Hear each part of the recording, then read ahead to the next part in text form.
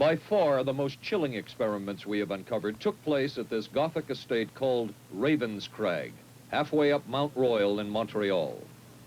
It houses the Allen Memorial Institute of Psychiatry of McGill University. It was here that the CIA funded a series of experiments, severe experiments. The work was done by the Institute's then director, Dr. Ewen Cameron. It is the closest experimentation to brainwashing yet disclosed. His work, unprecedented in psychiatry, consisted of 3 areas which he called sleep therapy, psychic driving, and the ultimate depatterning. Dr. Maurice Dongier, current head of the Allen Memorial Institute. In his psychic driving, so-called type of therapy, he would give the patient intensive electric treatment in order to make the patient regress deeply, become forgetful, and then he would attempt to implant new ideas in the mind of the patient. Now, to a layman, it would appear that Dr. Cameron was trying to take the slate and wipe it clean, the slate being the mind. In other words, brainwashing. Exactly, that's a very good comparison. Brainwashing. Yes. Val Orlikow of Winnipeg, Canada, the wife of a member of the Canadian Parliament, was a patient of Dr. Cameron's. She entered the Allen Memorial Institute because of severe depression. She describes for the first time publicly the LSD therapy and psychic driving treatment that she was given by Dr. Cameron. And then the drug began to take hold very rapidly because it was an IV injection. And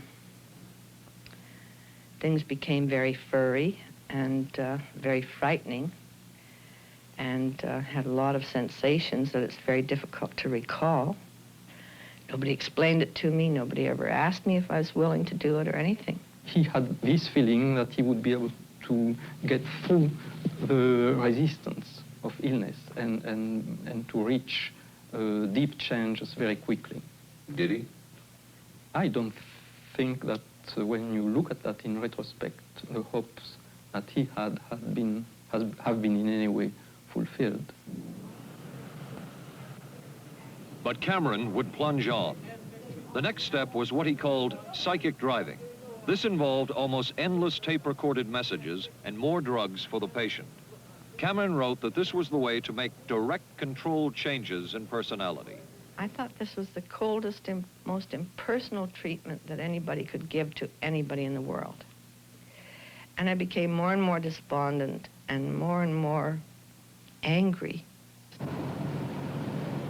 I just became so despondent that I thought I can't live like this any longer.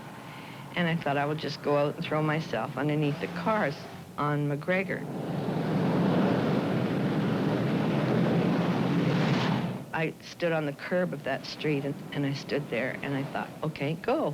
Okay, go. And then I thought, what if you're not killed? What if you're just maimed? What if you don't die and you live and you can't even talk anymore? And I couldn't do it. The most severe technique Cameron used was depatterning. He described it as breaking up the existing patterns of behavior by means of intensive electroshock therapy with prolonged periods of sleep. He carried out these experiments in something he called the sleep rooms. People in there were like babies. They cried and they were very disoriented. And we were very afraid of the sleep room. We used to walk very carefully against the side of the corridor that was opposite the sleep room with our backs to the wall when we'd go by. Cameron used this combined sleep electroshock treatment on patients as long as 30 days. One patient he kept asleep for 65 days. Cameron retired, and his successor, Dr. Robert Cleghorn, ordered a follow-up study on the patients treated with Cameron's depatterning method. Showed that it was no more beneficial in its result than the use of more conservative methods.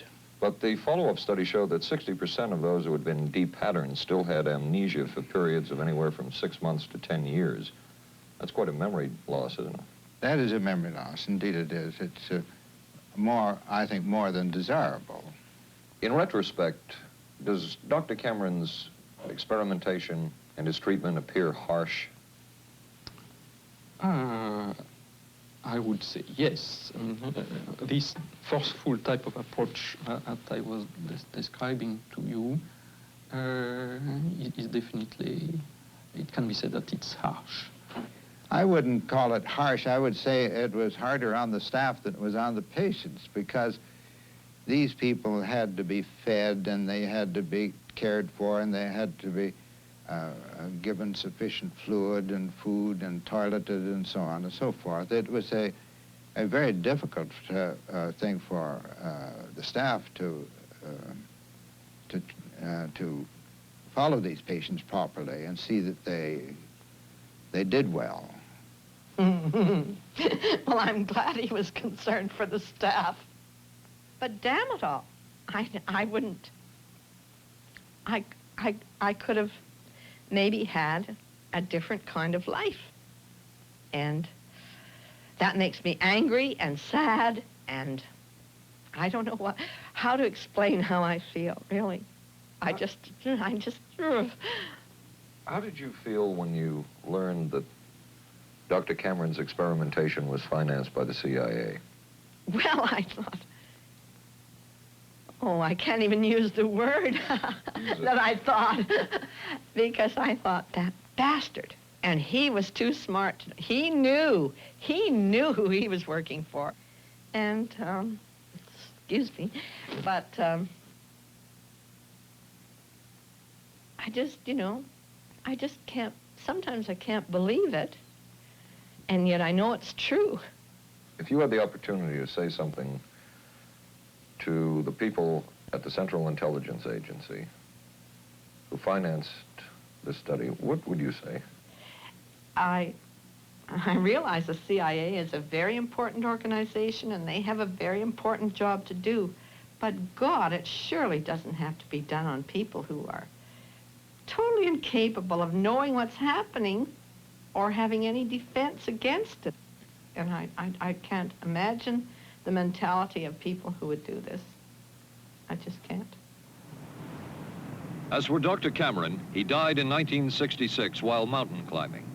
A colleague wrote of Cameron, "For him, the ends justified the means. And when one is dealing with the waste of human potential, it is easy to adopt this stance." Dr. Cameron seemed ideally suited for what the CIA had in mind.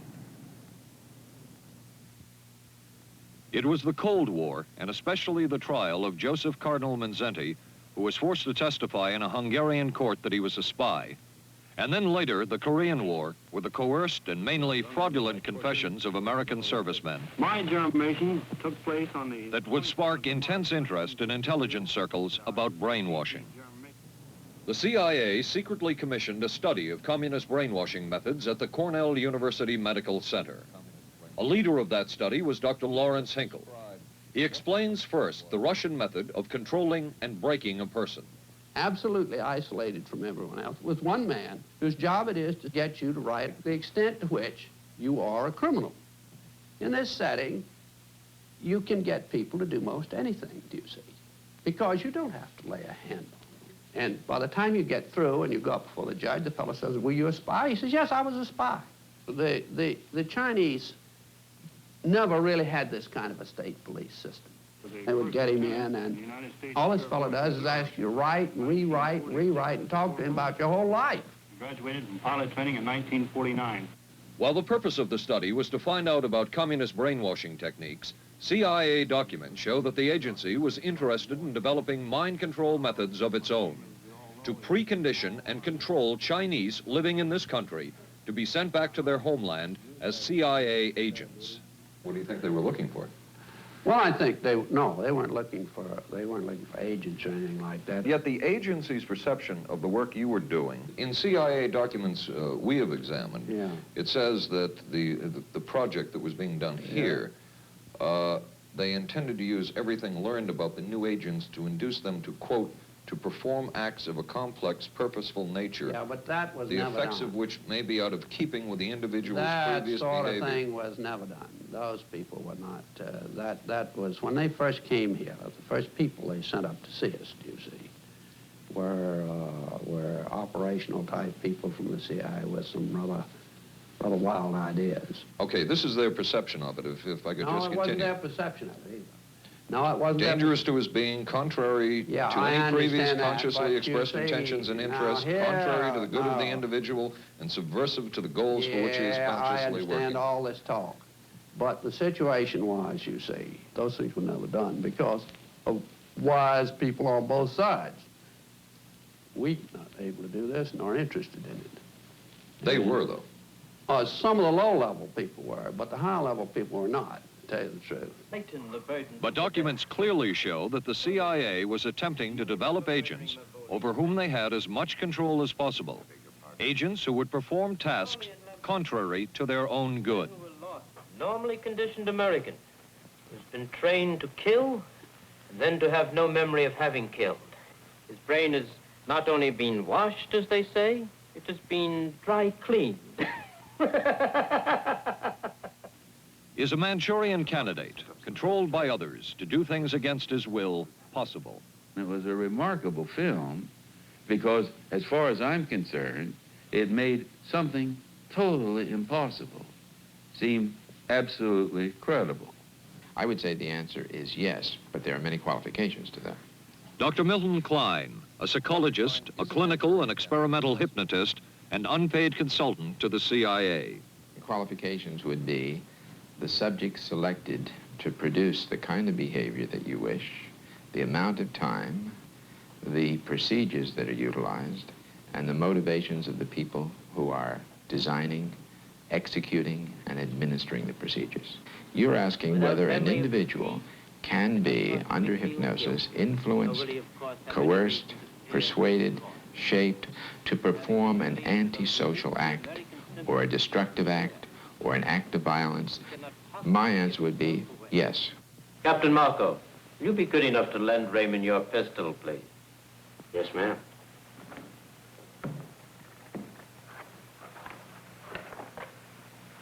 Thanks, Ben. Sure, kid. Shoot Bobby, Raymond. Through the forehead. Yes, ma'am.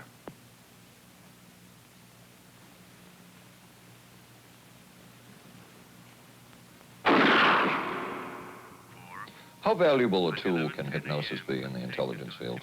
None whatsoever. It has absolutely no use because nobody's ever been able to do that I know of, do it in an operationally feasible way. I'm not in any way saying that hypnosis doesn't take place. I'm not saying there's nothing to it. I would say that most government agencies concerned with intelligence operations have been looking to hypnosis as a tool for a variety of purposes, one of which is to carry out and to execute certain intelligence operations on a basis where they would not have to rely completely on some of their own emotional reactions. Actually, would that entail murder? It could, if you consider that an act of killing someone under circumstances of war is murder. I think one has to define what that means. Under circumstances of peace. Under circumstances of peace, it would be murder. Another former CIA agent says that Fidel Castro at one time was considered as a possible target for a Manchurian candidate. Castro was naturally our discussion point. Could you get somebody gung-ho enough that they would go in and get him? But if you have 100% control of a guy, you have 100% dependency. If something happens and you haven't programmed it in, you've got a problem.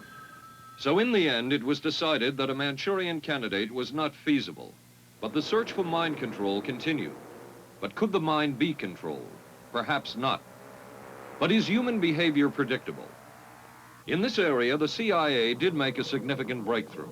A personality assessment system designed by the agency's chief psychologist, John Gittinger.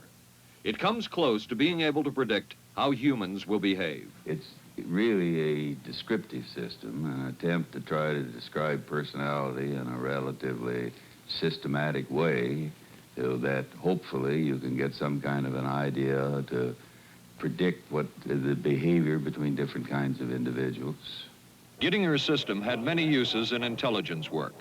One was to draw personality portraits of world leaders. Using Gittinger's system, the agency concluded the Shah of Iran is a brilliant but dangerous megalomaniac whose basic problems resulted from an overbearing father. And there were other applications. Your assessment staff played a key role in helping other governments pick their police intelligence agencies, including, we've learned, the Korean CIA, Uruguayan National Police. Can you tell us about this? No. Author John Marks. The former #2 CIA man in Uruguay told me how in 1966, John Gittinger and an assistant traveled down to Uruguay and gave the tests in order to select members of the Uruguayan intelligence service. A psychologist who used to work for the CIA told me in 1961 he personally traveled to South Korea as part of an American CIA effort to set up the Korean CIA and to give the personality tests to candidates for the Korean CIA to choose the best man for their secret police. But one of the basic functions of Gittinger's system was finding the vulnerabilities of an agent, a double agent, or a potential agent. In its applicability to intelligence work, isn't the PAS system looking for a person's soft spot? Well, of course, the answer to that is yes, but I hasten to say soft spot. This is what I consider a negative word. Of the hundreds of behavioral projects undertaken by the CIA, Gittinger's appears to have been one of the more successful and more conventional. Other experiments were not as conventional. Neurophysicist Dr. José Delgado was financed by the Office of Naval Research. In this experiment, the bull is sedated. Electrodes are implanted in its brain. Delgado transmits an electronic impulse to the center of the bull's brain. Delgado has remote control of the animal. Recently released CIA documents refer to the feasibility of remote control of animals, and that special investigations will be conducted toward the application of selected elements of these techniques to man. Other areas were examined through the 60s and 70s.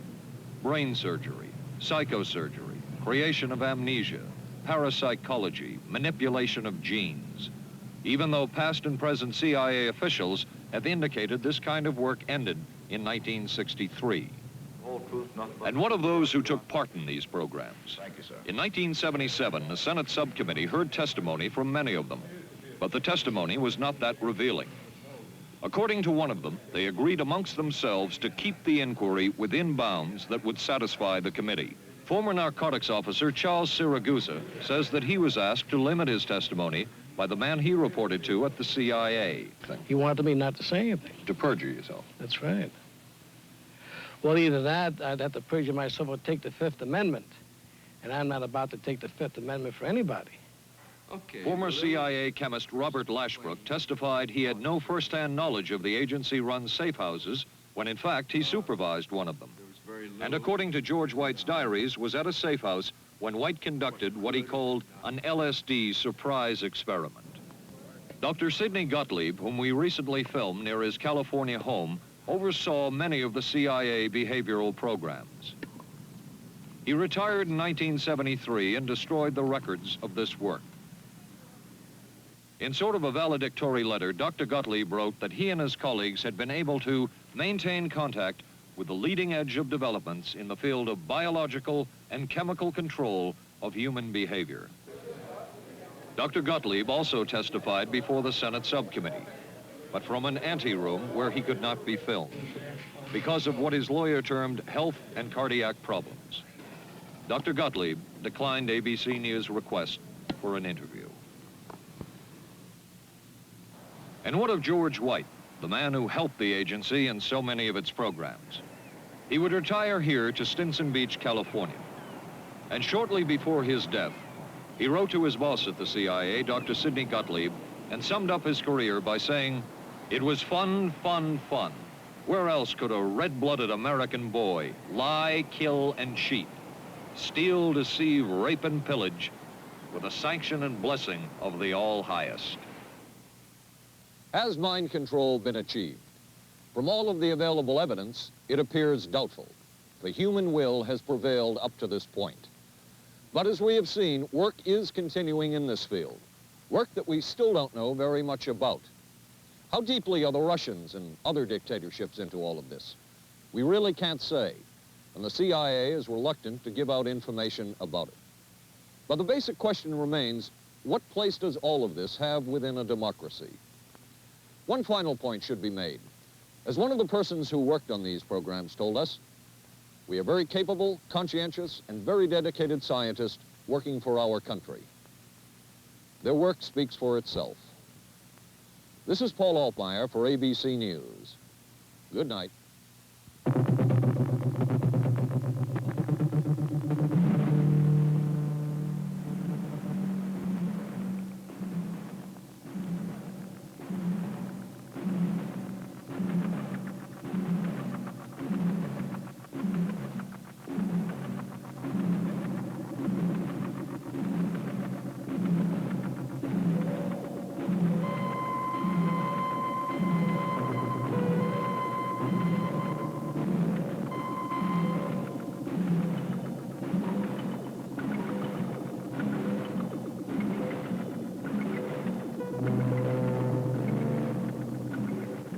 This has been a presentation of ABC News.